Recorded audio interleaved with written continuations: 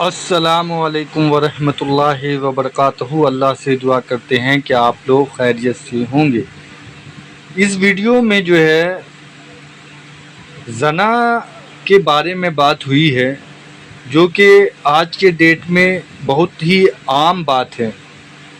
اگر لڑکی خود کہے مجھے پیسے دے دو اور جتنی مرضی ہم بستری کر لو، لڑکی کی رضامندی سے ہم بستری کا جائز طریقہ، تو اس میں جو ہے انجینئر محمد علی مرزا نے کہا ہے کہ اللہ کیا بتا رہے ہیں اس معاملے میں، اور انہوں نے آپ صلی اللہ علیہ وسلم کا بھی معاملہ رکھا ہے، جو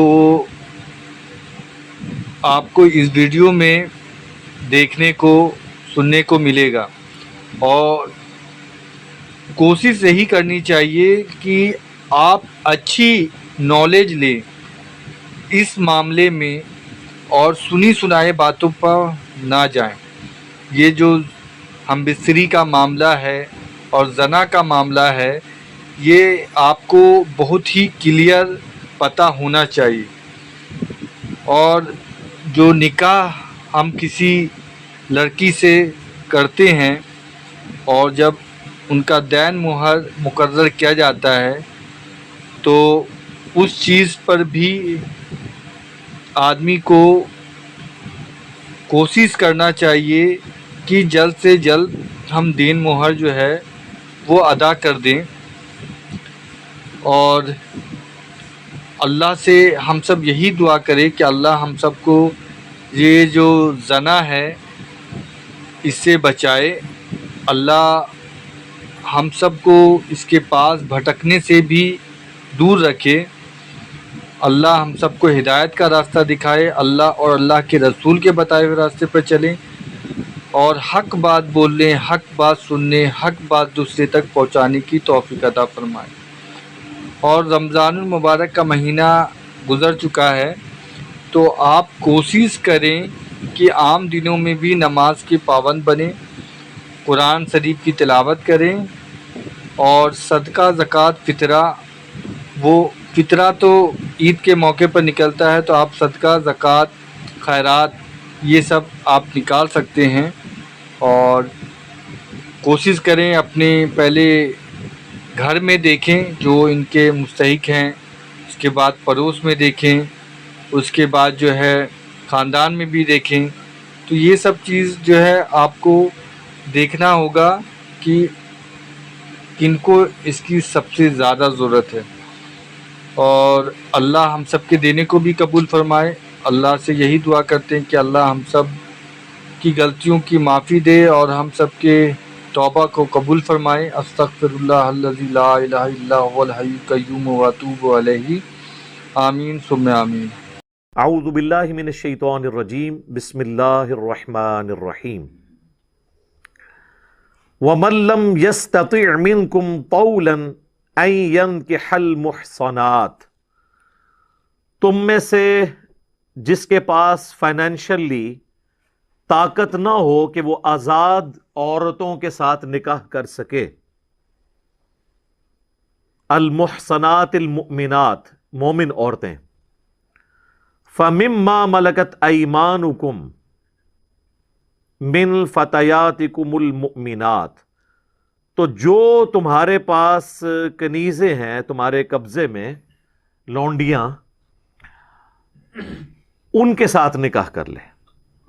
آزاد عورت کی بڑی اہمیت تھی اس زمانے میں۔ آزاد عورت، ایک خاندانی عورت کا ملنا ایک مشکل کام تھا عرب کے اندر۔ ایون آج بھی اگر آپ سعودی عرب کے لوگوں سے پوچھیں، لوگ تو یہاں سمجھتے ہیں کہ عربی عورتیں کرتے رہتے ہیں، وہ چاند ایک امیر عربی ہیں۔ میرے بھائی، عام جو عربی ہیں ان کو تو عورت ملتی ہی نہیں ہے جتنی ریکوائرمنٹ ہے، اتنے نخرے ہیں وہاں پہ عورتوں کے۔ تو اس زمانے میں آزاد عورت کے ساتھ نکاح تو یہ بڑا مشکل کام تھا۔ تو اللہ تعالیٰ نے فرمایا کہ جو لونڈیاں، جن کے بارے میں پچھلی دفعہ ذکر کر چکا ہوں، غیر مسلم مردوں کی وہ عورتیں جو میدان جنگ میں لڑنے کے لیے آتی تھیں، وہ عورتیں جو میدان جنگ میں آتی تھیں لڑنے کے لیے، تو ظاہر ہے اسلام میں تو آپ عورت اور بچے کو قتل نہیں کر سکتے میدان جنگ میں، تو ان کو پھر غلام بنایا جاتا تھا. جو ایک سسٹم چل رہا تھا آہستہ آہستہ ڈسکریج ہوا اور وہ ختم ہو گیا. تو وہ جو لونڈیاں ہیں ان میں سے کسی کے ساتھ نکاح کر لو. اور خود اللہ کے محبوب صلی اللہ علیہ وآلہ وسلم نے بھی سیدہ صفیہ جو لونڈی بن کے آئی تھیں نبی علیہ السلام کے پاس، یہودیہ تھیں، بعد میں مسلمان ہوئیں، ان کو آزاد کر کے آپ نے خود ان کے ساتھ نکاح فرمایا اور ان کی آزادی ہی ان کا حق میں ٹھہرا. تو جو غریب لوگ ہیں وہ لونڈیوں کے ساتھ نکاح کر سکتے ہیں. اس کے لیے ضروری نہیں کہ وہ لونڈی کو آزاد کریں گے اگر وہ مالک نہیں ہیں. مالک ہیں تو ظاہر ہے وہ آزاد بھی کر سکتے ہیں، اور اگر مالک نہیں ہیں تو جن کی وہ لونڈیاں ہیں ان کی اجازت کے ساتھ ان سے نکاح ہو سکتا ہے. لیکن پھر اس نکاح کے بعد اس لونڈی کا جو اوریجنل مالک ہے وہ اس کے ساتھ تعلق نہیں قائم کر سکتا کسی قسم کا. جس طرح کہ اس کی ایک نمائندہ مثال سیدنا عمار ابن یاسر کی جو والدہ تھیں سمیہ، اور والد جو تھے یاسر. یہ سمیہ جو ہے وہ ابو جہل کے چچا کی لونڈی تھیں. بڑا شریف آدمی تھا. اس کے مرنے کے بعد یہ ابو جہل کے قبضے میں آ گئے یہ لوگ. تو اس کے مالک کی اجازت سے حضرت یاسر نے ان کے ساتھ نکاح کیا. ان سے عمار ابن یاسر پیدا ہوئے، اور یہ دونوں ان کے ماں باپ اسلام کے پہلے شہداء ہیں، کیونکہ بعد میں جب چچا مر گیا تو ابو جہل نے قبضہ کر لیا ان کے اوپر، اور ان کے اوپر ظلم ڈھائے اسلام قبول کرنے کے سبب.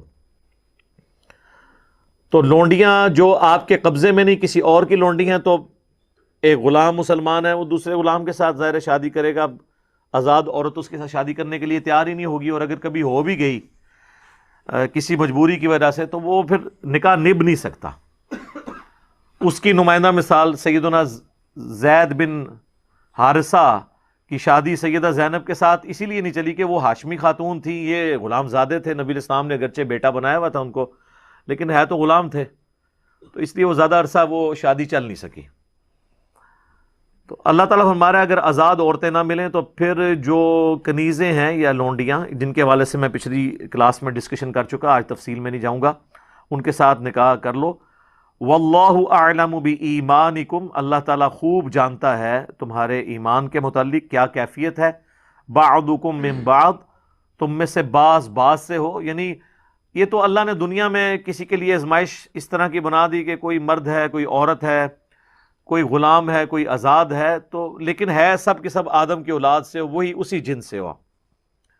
فانکحوہن باذن اہلہن، تو نکاح کرو ان لونڈیوں کے ساتھ ان کے سرپرستوں کی اجازت سے. وآتوہن اجورہن بالمعروف، اور انہیں حق مہر جو ہے وہ جو معروف طریقے پر حق مہر بنتا ہے اس معاشرے کے اندر وہ دو. محصنات غیر مصافحات، تاکہ وہ بھی پاک دامن بن جائیں اور بدکاری سے بچ جائیں. ولا متخذات اخدان، اور کسی قسم کی کوئی پوشیدہ دوستی نہ ہو عورتوں کے ساتھ. نکاح چونکہ اعلانیہ ہوتا ہے، پوشیدہ دوستی کی تو اسلام میں اجازت نہیں ہے. تو لونڈیاں جو ہے ان کا کریکٹر بھی پورا صحیح ہوتا تھا، تو اس لیے اللہ تعالیٰ نے فرمایا کہ ان کو محسنہ بناؤ. محسنہ یعنی حصار میں بند، کسی قلعے کے اندر بند. تو شریعت میں محسنہ وہ عورت ہے، وہ آزاد عورت جو کسی خاندان کے قلعے میں بند ہو جاتی ہے. اگر وہ آزاد عورت ہے تو وہ اپنے باپ کے قلعے میں ہے، وہ محسنہ ہے. اگر وہ لونڈی ہے تو آزاد ہونے کے بعد وہ اپنے خاوند کے حصار میں آ جاتی ہے، یا آزاد کیے بغیر بھی کسی غلام کے ساتھ شادی کر لیتی ہے تو وہ بھی محسنہ بن جاتی ہے کہ وہ ایک حصار کے اندر، قلعے کے اندر آ جاتی ہے. فَإِذَا أُحْصِنَّ، جب وہ نکاح سے محفوظ ہو جائیں، یعنی ایسی لونڈیاں جو شادی کر لیں، آزاد تو وہ نہیں ہو سکیں لیکن انہوں نے نکاح کر لیا تو اس کی وجہ سے محسنہ بن گئی. آتَيْنَ بِفَاحِشَةٍ، اگر پھر بھی وہ بے حیائی پر اتریں، فَإِنْ أَتَيْنَ بِفَاحِشَةٍ، پھر بھی اگر وہ بے حیائی پر اتریں، فَعَلَيْهِنَّ نِصْفُ مَا عَلَى الْمُحْصَنَاتِ، تو ان پر سزا کا آدھا ہوگا جو کہ آزاد عورت کو سزا دی جاتی ہے. اب یہ جو آیت کا پورشن ہے، اس سے وہ لوگ جو شادی شدہ زانی کی سزا رجم کے قائل نہیں ہیں، جس کے اوپر سنی اور شیعہ کا اجماع ہے، بخاری اور مسلم میں درجنوں احادیث ہیں، وہ اسی آیت کے حصے کا سہارا لیتے ہیں۔ وہ یہ کہتے ہیں کہ جب قرآن کہہ رہا ہے کہ جو لونڈی ہے اس کو آدھی سزا دی جائے گی، شادی کے بعد بھی اگر وہ بے حیائی کرتی ہے تو رجم تو آدھا نہیں ہو سکتا، رجم تو پورا ہی ہوتا ہے۔ یعنی رجم میں تو یہ ہوتا ہے کہ زمین میں گاڑ کے زانی شادی شدہ کو پتھر مار کے اسے ہلاک کر دیا جاتا ہے۔ وہ سورہ نور میں جب آئے گا تو میں ڈیٹیل سے ڈسکس کروں گا، آلریڈی میری کئی ایک ویڈیوز اس پہ ریکارڈ ہیں۔ تو اب جو لونڈی اگر بے حیائی کرتی ہے تو اب آدھا رجم کس طرح کیا جائے؟ تو وہ کہتے ہیں اس میں امپلائڈ ہے کہ جو 100 کوڑوں کی سزا آئی ہے سورۃ النور کے اندر، وہی شادی شدہ کی بھی سزا ہے اور غیر شادی شدہ کی بھی، کیونکہ 100 کوڑے تو آدھے ہو کے 50 ہو سکتے ہیں، رجم کا آدھا نہیں ہو سکتا۔